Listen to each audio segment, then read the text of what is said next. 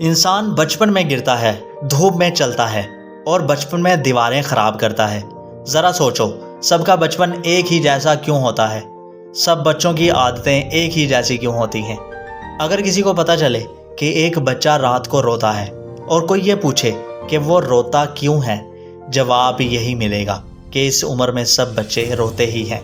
لیکن اس کے بعد جوانی الگ الگ کیوں ہوتی ہے؟ بڑے ہوتے ہی فرق کیوں آ جاتا ہے؟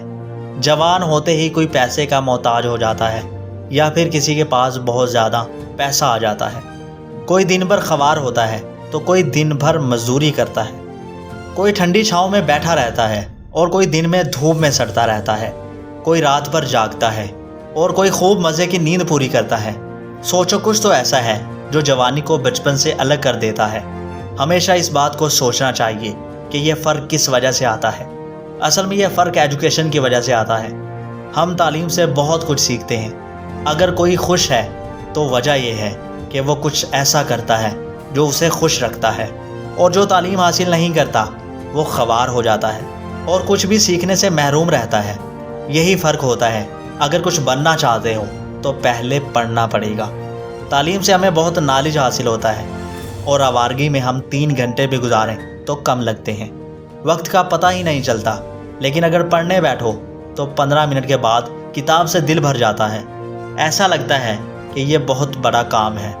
مگر یاد رکھو، کامیابی ہمیشہ انہی کاموں سے ملتی ہے جو ہمارے کرنے کو دل نہیں کرتا، نہ کہ ایسے کاموں سے جن کے کرنے سے وقت کا پتہ ہی نہیں چلتا۔ اسی وجہ سے یہ اہم ہے کہ جو تم تعلیم سے سیکھ سکتے ہو وہ کسی اور چیز سے نہیں سیکھ سکتے۔ جب بھی آپ تعلیم سے کچھ سیکھیں گے تو آپ کو لگے گا کہ یہ بہت بڑا اور بورنگ کام ہے، لیکن مووی کو ہم 3 گھنٹے دیکھ لیں تو پتہ ہی نہیں چلتا، اور جب کتاب پڑھتے ہیں تو جمائیاں آنے لگتی ہیں۔